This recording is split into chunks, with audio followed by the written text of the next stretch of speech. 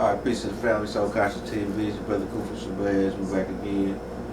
Alright, here to talk about the Atlanta child murderers and how this case is still really unsolved, you know what I'm saying? But we're gonna go through it, break it down, and see what's up, see what's really good. So this is Wayne Williams. In the public eye, he is the Atlanta child murderer, but legally, he's only been charged with 2 murders of 2 grown men adults. So what happened in Atlanta is around the 1979, 1980, kids coming up missing and murdered, black kids, you know what I'm saying, in Atlanta, Georgia. And so what happened is they everybody was going, it was panicking, man. It was going down, like it was going down, like it was too crazy, man. So let's get into this video right quick. This is Wayne Williams. I wanted you to just check out his character and shit. Good morning, how you doing? When we returned to prison for our final interview with Wayne Williams, we had one question he was not expecting. What Wayne had written about being recruited for espionage training as a teenager. At a secret government camp hidden in the woods near this North Georgia lake, where he was given what could amount to a license to kill. It's called Finding Myself. What's Finding Myself? It reads like an autobiography. Go ahead, I'm still trying. It's a account of your CIA training. We're not going to get into that. Why not? We're not going to get into that. I got a copy of it. No, we're not going to get into that. Why not? We're just simply not going to get into that. By his account, Wayne Williams was fresh out of high school, just 18 years old, when he was initiated into a secret world. So, I'll do the talking part, and you can answer what part of it you want. You write how you fired rifles, submachine guns, handled assault weapons, grenade launchers, C4, learned unarmed combat techniques through this training group over weekends. Is it true or is it false? We're not going to comment on When that. you're 19 years old, you're saying you work for the CIA. You've been recruited. I'll let the document speak for itself. I'm not going to comment on that. Copyright 1992 by Wayne Williams. Is this an autobiography? It's copywritten. I cannot comment on that. Were you trained in unarmed combat techniques? Could you grab somebody bigger than yourself, put them in a chokehold? Because that's what that is. I'm sure there are other things in unarmed combat besides putting somebody in a chokehold. But when I talk to the He's a military cocky son of a experts and I gun. say to them, what exactly does that mean? That's one of the things on their list. Top 2 things, by the way. I wouldn't doubt that. So, are you trained in that or not? Let me say this. Let's just say that I had some experiences that I do not want to comment on today for reasons that the document says, okay? The fact. Alright, so that's Wayne Williams today. You know what I'm saying? Like I was telling bro, like at some point, man, you can't save people from themselves. You can't save people from their ego. Just like O.J. Simpson. Like, you know, I can go through your case and shit and see misconceptions and shit, but at the same time, I just need niggas to stop being dumb. Like, damn. OJ was just stupid, man. Just, you know what I'm saying? This dude, he's intelligent, but he's too full of himself. And that's why he's locked up. For no other reason. Because, like I said, he's only charged for 2 murders of adults, but this is, as you can see the title, he's the Atlanta child murderer. So, now let's keep it pushing, right? So, boom. Judging by an interview, he looked like he could be the killer, you know what I'm saying? But let's dig a little deeper, man, like we do. 1979 to 1981, Atlanta, Georgia was terrorized by an unseen menace. African American children were disappearing and being found murdered. In 1982, after the arrest and conviction of Wayne Williams, the majority of the cases of the murdered children were closed. But what most people don't realize is that Wayne Williams was only convicted for the murder of 2 adult men, never for any of the children. 40 years later, people still wonder, did Wayne Williams do it? I know for a fact he did not kill my daughter. There are many who believe that the perpetrators of these crimes still walk free. Some believe it was a ring of sexual predators. Others believe it was the KKK. And then there are even more remarkable theories. Why take my children's organs? In an exclusive interview with a spokesman for Wayne Williams, He didn't do what he's accused of. we examined 6 of the theories that circulate around the Atlanta child murders.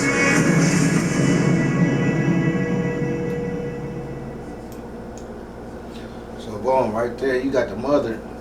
You got one of the mothers saying right there, why did you take my child organs? Like, it was going down, man. And like, this is, just imagine, put yourself in the situation, you know what I'm saying? You gotta let your kids go outside and go to school and, you know what I'm saying? Well, matter of fact, it's the summertime, but they wanna go outside and play and shit. The kids is coming up missing and dying and don't nobody know what's going on, shit. And you in the South, and you know the Ku Klux Klan is real, like, man, it just, shit's crazy, man, but, just keep it pushing, man. And, matter of fact, this was the mayor at the time, Maynard Jackson, and I had a picture here with a pile of money, can't even find it. Bro, I'm talking about he was sitting with it was stupid. A stack of money for them to find who The killer was. Like $400,000 is sitting on the table and he's behind it. It just looked crazy. Anyway. And they be playing. Alright, but you know what I'm saying? Let's close it out though. Let's dig a little bit deeper. By the end of 1980, 11 kids had been found dead, and twice as many were missing. The bodies, mostly found in the river or abandoned buildings and vacant lots, were in various states. Beaten, raped, some of them had their organs missing. And with the press not saying much, people were coming to their own conclusion. Organ harvesters, pedophile rings that were shopping the order. And through the poor interdepartmental communications, cops just didn't seem that interested. And we're in October of 1980 when a daycare for black kids blew up. I want to stop there because, you know what I'm saying, it's like they just gloss over this. Like, hold on, wait a minute, reverse that. A daycare for black kids blew up. That's like the 4 girls at the church. And come on, we all know that was some KKK bullshit. What about this? This is 1980. I was born 4 years later. This is crazy. Man, alright, let's keep it pushing. And it caused the city to go into a panic. I don't have shit. Just a few moments ago, one of the police officers. Let me say this. On top of this, these murders is going on. Boom, then a daycare blew up. I mean, this is signs of war. You know what I'm saying? This is crazy. Officer says he still thinks that there may be another child still trapped inside there. But again, we definitely know 4 children have been killed, 1 adult. Many, many more have been injured. There were and hundreds of parents and relatives hysterical, not knowing whether their children were alive or not.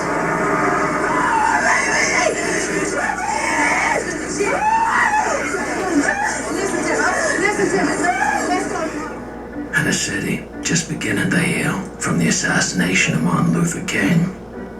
Some of the citizens weren't so eager to buy the shit that the cops were shoveling, and naturally, They wanted answers, not fancy pants talk. Well, after sifting through what evidence we could find, all indications point to the fact that it occurred in the boiler area where the building is steam heated, and it occurred in that area.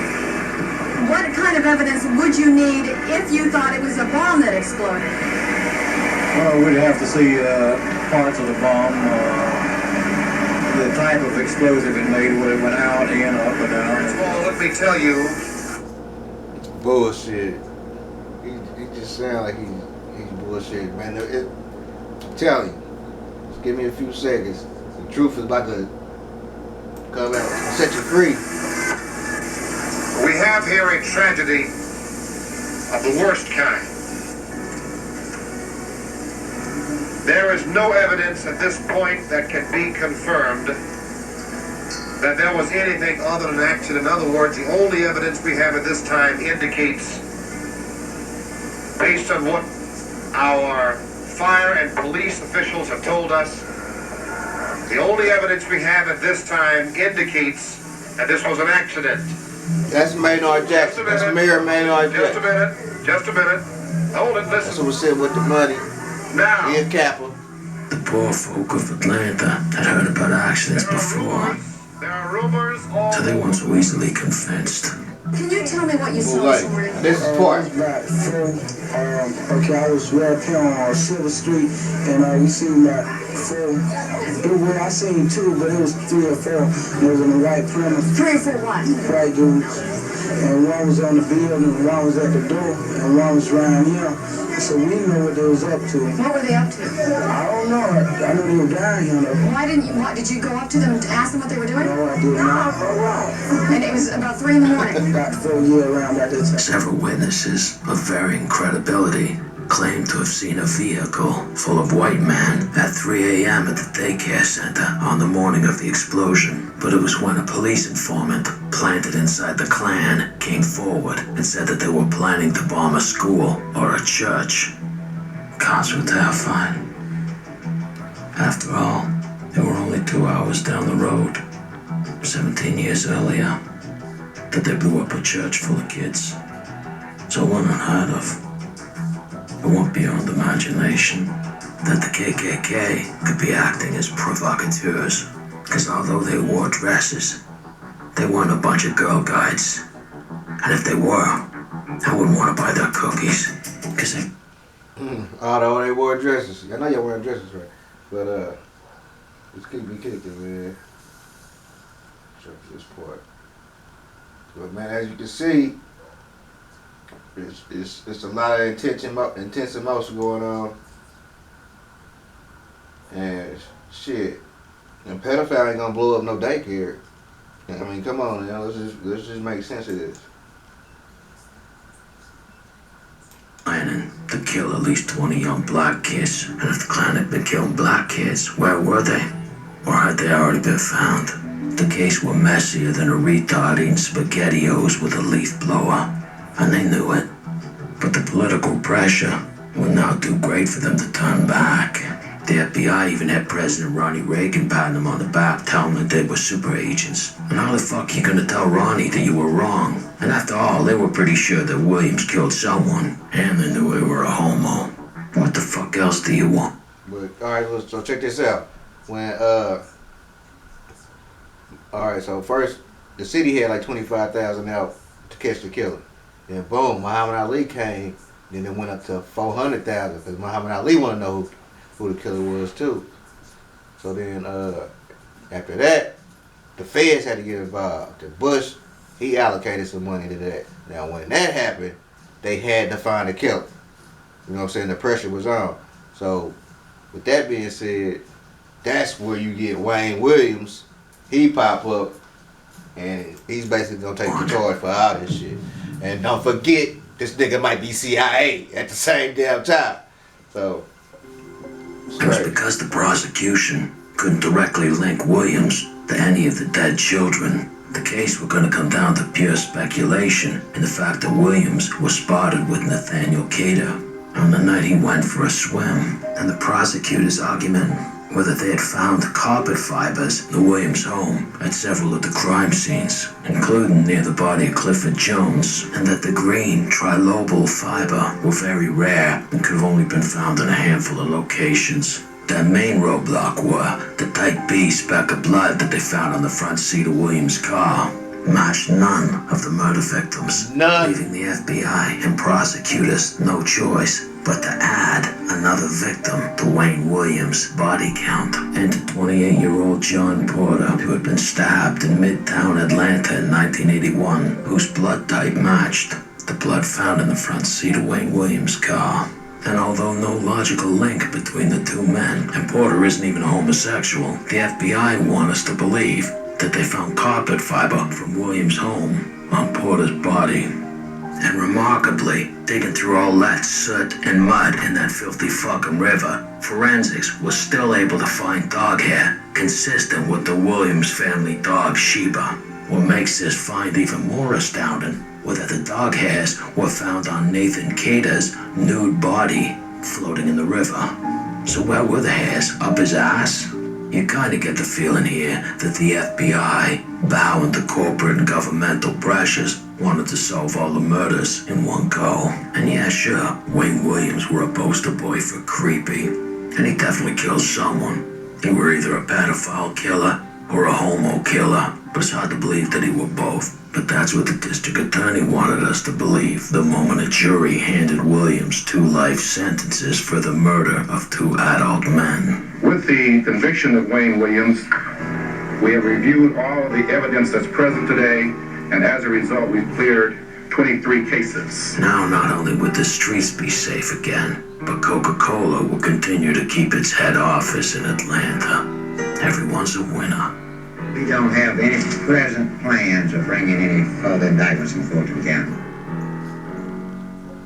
But I guess no matter what the final reports say, there'll always be a nagging doubt amongst the poor people in Atlanta that the conviction of Wayne Williams was more to appease the corporate overlords than any form of justice. That's what it was, man, because feds came, that pressure, and plus them corporations talk about they gonna pull out. Come on, man, you can't have that. No corporations run this fucking country. This country is a corporation, goddamn it. Mm-hmm. Oh shit. Man, with that being said, man, it's a deep, deep, deep story. You know what I'm saying? I'm gonna keep on, you know what I'm saying, trying to stay with it and shit. 'Cause it's just so crazy to me. But, yo, peace to the family, man. Y'all like, subscribe, hit that notification button. Don't check y'all later. Peace.